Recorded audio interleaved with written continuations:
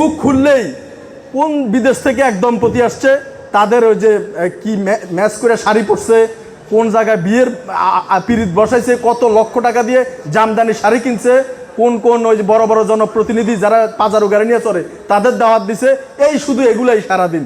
তারা বিভিন্ন বাংলা ছবির গানের সাথে ম্যাচ করে গান করতেছে। 97K 98K 123K এরকম লাইক উঠে। দুর্ভাগা জাতি আমরা, টিকটক দেখে 123K লাইক উঠে। 1 লক্ষ টাকা দামের জামদানি পরে বসে রয়েছে, ওইটাতে আপনারা লাইক দিচ্ছেন, মজা করতেছেন, কমেন্ট করতেছেন।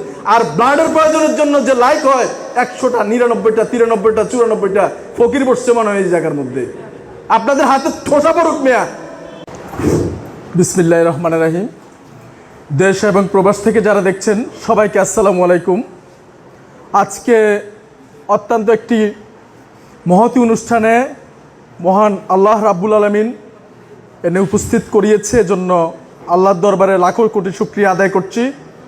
পাশাপাশি এজন্য এটি মহতী অনুষ্ঠান, এখানে কোনো ভাওতাবাজি আশ্বাস দেওয়ার কোনো কেন্দ্রবিন্দু নয়, কিংবা কোনো মঞ্চ নয়, কিংবা কোনো জনসমাবেশ নয়। এখানে যেটা করা হয়েছে সেটাই এখানে বলা হয়, যেটা করবে না সেটা এখানে বলা হয় না। তো সবসময় একটি কথা বলি, বাংলাদেশের মানবিকতার মেরুদণ্ড হচ্ছে বাংলাদেশের সকল স্বেচ্ছাসেবীরা। এই সকল স্বেচ্ছাসেবী হচ্ছে বাংলাদেশের মানবিকতার মেরুদণ্ড। অন্তত ধোঁকাবাজি, ধান্দাবাজি, চাঁদাবাজি, ভণ্ডামি থেকে বহু গুণ দূরে রয়েছে এই স্বেচ্ছাসেবী ভাই ও বোনেরা। তারা যে কাজ করে সম্পূর্ণ নিঃস্বার্থে, নিজের পকেটের পয়সা খরচ করে অন্যের ভালোর জন্য কাজ করে যায়। তারা সমাজের খুবই উপকৃত একটি প্রাণী, মানুষ নয়। মানুষের তো অনেক ধরনের সুবিধা অসুবিধা থাকে, কিন্তু এই স্বেচ্ছাসেবী নামক প্রাণীগুলোর কখনো সুবিধা অসুবিধা থাকতে নেই। কারণ তারা কাউকে কখনো তাদের সুবিধা অসুবিধা নিয়ে অভিযোগ করে না, কখনো মানববন্ধন করে না, কখনো হরতাল করে না, কখনো মিছিল মিটিং করে না। তারা নীরবে শুধু তাদের অর্থ দিয়ে, শ্রম দিয়ে, তাদের শুধু দিয়েই যাচ্ছে, বিনিময়ে যে তারা কিছু নিচ্ছে। কোনো স্বেচ্ছাসেবীকে যে স্বর্ণপদকে ভূষিত করা হয়েছে এ পর্যন্ত আমি আমার চোখে দেখি নাই। অতএব এই সামান্য যে আজকে আয়োজন, এখানে কিছু মানুষকে যে টেস্ট প্রদান করা হবে সেটাও তাদের অর্থে, সামান্য খরচে। এখানে কিন্তু এরকম না যে স্বেচ্ছাসেবী কাজ করলেই মাসে 10-20 হাজার টাকা পকেটে চলে আসে, এরকম কিন্তু না। নিজের টিফিনের টাকা, পকেটের টাকা, কষ্টার্জিত টাকা দিয়েই কিন্তু এই কাজগুলা করে, নিজেরকে বোনের মোষ তাড়ানোর মতো অবস্থা। তাই এই স্বার্থপর সমাজে, স্বার্থপর দুনিয়ায়, স্বার্থপর পৃথিবীতে এই ভালো কাজের মানুষগুলোকে বাঁচিয়ে রাখার জন্য সবাইকে ঐক্যবদ্ধ হতে হবে, স্বেচ্ছাসেবীদের মধ্যে ভ্রাতৃত্বের বন্ধন গড়ে তুলতে হবে এবং এই ধরনের কার্যক্রমকে অ্যাপ্রিসিয়েট করতে হবে। প্রত্যেকটা জায়গা থেকে এই ভিডিও আমরা যারা দেখছি, যার যার জায়গা থেকে এই স্বেচ্ছাসেবীদের জন্য আমাদের একটা অবদান থাকতে হবে। এই ছেলেটা যে একটা মানুষের বাসায়, মেয়েটা যে একটা মানুষের উপকারার্থে হাসপাতালে কিংবা ক্লিনিকে কিংবা কোথাও যে মেডিকেল কলেজে ছুটে যাচ্ছে রাত 2টার সময় রক্ত দিতে, তার সিএনজি ভাড়াটা কোত্থেকে আসছে? কেউ বলতে পারবে না বুকে হাত দিয়ে যে কোনো স্বেচ্ছাসেবীকে রক্ত দেওয়ার পরে 10,000 টাকা দিচ্ছে। কোনোদিন তারা ভাড়াটাও খুঁজে না। কিন্তু আমরা বলবো যে স্বেচ্ছাসেবীদের জোর করে তাদের পকেটে সিএনজি ভাড়া ঢুকাই দিবেন আপনারা। তারা কখনো পয়সা চায় না। একটা স্টুডেন্ট যখন 10ম শ্রেণীতে পড়ে, ইন্টারমিডিয়েটে পড়ে, অনার্সে পড়ে, তার নিজের চলতে যখন কষ্ট হয়, বাবা মার পকেট থেকে পয়সা খুঁজতে হয়, তখন আপনি যে সেই সিএনজি রিজার্ভ করে যে আসলো গেল, সে কখনোই চাইবে না। তাকে জোর করে ঢুকে দিতে চাইলেও সে নিবে না। কিন্তু আপনার উচিত হবে তার অগোচরে হইলেও তার পকেটে টাকা ঢুকাই দিবেন আপনি। এখন ওই ট্রেডিশন আমাদের তৈরি করতে হবে যে খুঁজলাম, ঠিক আছে বাবা তুমি তো কষ্ট করে আসছো, তোমার ভাড়াটা দিই, না না আঙ্কেল থাক, এটা তো সৌজন্য যে কেউ বলবে, কিন্তু আপনিও ঠিক আছে চলে যাও। এটাতে কিন্তু আমাদের স্বেচ্ছাসেবীরা উৎসাহ হারিয়ে ফেলে। নিজের পকেটের টাকা দিয়ে কয়দিন রক্ত দিবে? কে কার জন্য রক্ত দেয় বলেন? আপনার যে আপন ভাই, আপনার পিএস, আপনার আত্মীয়, রিলেটিভ যাই বলেন, আপনার কাছের মানুষ, ইভেন আপনার প্রেমিকা কিংবা আপনার প্রেমিক, যখন বিপদে পড়বেন রক্ত হয় মিলবে না, আর মিললেও বলবে যে গত মাসে রক্ত দিছি।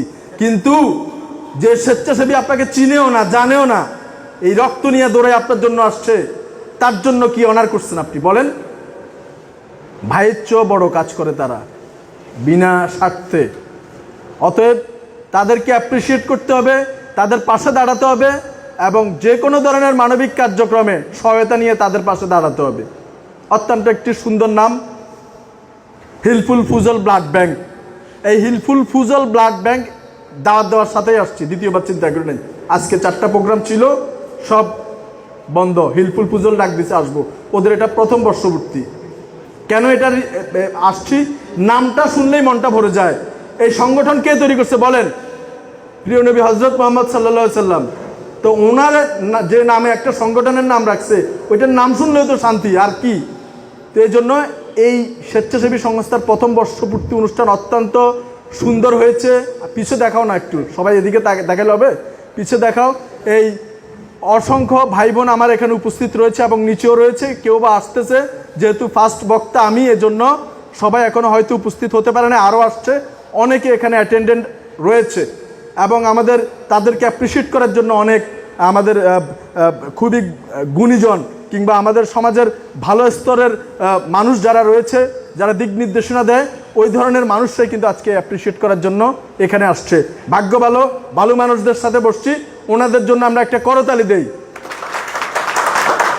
কিন্তু প্রায় সময় আপনারা আমার ইউটিউব ভিডিওতে দেখেন, অনেক সময় চোর ডাকাতের সাথে বসতে হয় আমার এখানে, জানেন তো? প্রায় সময় এরকম চোর ডাকাত বসে থাকে আমার সাথে। তো ওরা আজকে ভাগ্য ভালো, আজকে চোর ডাকাত নাই, আজকে ভালো মানুষ আছে। তো এই জন্য কথাটা একটু বেশি বলবো, ঠিক আছে? এই ইন্সপায়ার দিতে হবে। ফেসবুক খুললেই কোন বিদেশ থেকে এক দম্পতি আসছে, তাদের ওই যে কি ম্যাচ করে শাড়ি পরছে, কোন জায়গায় বিয়ের পিরিত বসাইছে, কত লক্ষ টাকা দিয়ে জামদানি শাড়ি কিনছে, কোন কোন ওই যে বড় বড় জনপ্রতিনিধি যারা পাজারু গাড়ি নিয়ে চলে তাদের দাওয়াত দিছে। এই শুধু এগুলাই সারাদিন তারা বিভিন্ন বাংলা ছবির গানের সাথে ম্যাচ করে গান করতেছে। 97K 98K 123K এরকম লাইক উঠে। দুর্ভাগা জাতি আমরা, টিকটক দেখে 123K লাইক উঠে। 1 লক্ষ টাকা দামের জামদানি পরে বসে রয়েছে, ওইটাতে আপনারা লাইক দিচ্ছেন, মজা করতেছেন, কমেন্ট করতেছেন। আর ব্লাডের প্রয়োজনের জন্য যে লাইক হয় 100টা, 99টা, 93টা, 94টা, ফকির বসছে মনে হয় এই জায়গার মধ্যে। আপনাদের হাতে ঠোসা পড়ুক মেয়া, আসছেন এই জায়গার মধ্যে লাইক কমেন্টের। এখন যেহেতু আমাদের এটা ভার্চুয়াল যুগ, এই ভার্চুয়াল যুগে আমাদের এগিয়ে নিয়ে যেতে হবে। যে আমাদের ইয়াং যুব সমাজ রয়েছে, প্রত্যেকের হাতে কিন্তু অ্যান্ড্রয়েড সেট। সামাজিক যোগাযোগ মাধ্যম ব্যবহার করে না এরকম লোক এখন হারিকেন দিয়ে খুঁজে পাওয়া যাবে না, ছেলে হোক মেয়ে হোক। তাহলে এটাকে আমাদের ভালো কাজে লাগাইতে হবে। কয় লাখ টাকা দিয়ে শাড়ি কিনছে, আরে ভাই তার এখানে যে ভিউস উঠতেছে এটা আপনি দেখতেছেন। এই টাকাগুলা মাস শেষে লক্ষ লক্ষ টাকা উঠাবে ইউটিউব থেকে, যাতে আরো দামি দামি কাপড় চোপড় গাড়ি পরে ঘুরে বেড়াতে পারে। আর যে সমস্ত লোক ছেলেগুলো ব্লাড নিয়ে কাজ করছে, ওরা তো কোনো ইউটিউব থেকে ইনকাম করে না। তাহলে ওইখানে একটা লাইক দিতে আপনার সমস্যাটা কোথায়? যখন রক্তের দরকার হয় তখন বাবা ডাকেন, আর যখন হয় না তখন আর এই মাইকে নাই বললাম, অনেক মুরব্বী বসা থাকে। এই জন্য দুর্ভাগা জাতি আমরা।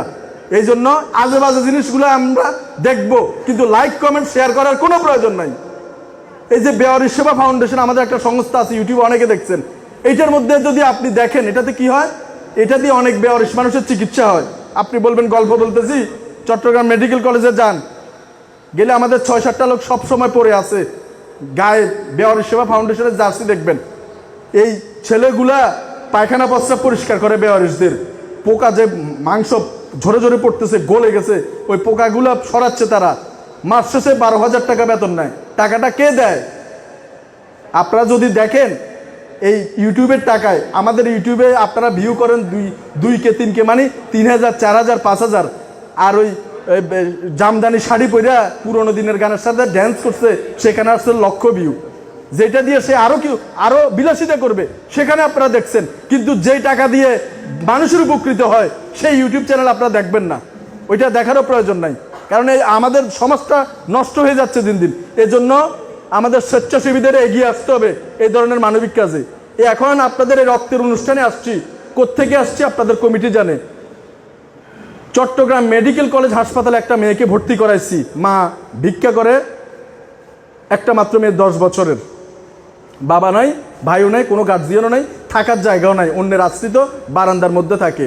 মেয়েটার যে পেছনের যে মেরুদণ্ড, ব্যাকবোন, স্পাইনাল কর্ড, এইটা শেষ হয়ে গেছে আগাতে, মানে কোত্থেকে জানি পড়ছে, ছোটোবেলায় 2-3 বছর বয়সে, এরপর টাকার জন্য চিকিৎসা করতে পারে না, এটা নষ্ট হয়ে গেছে।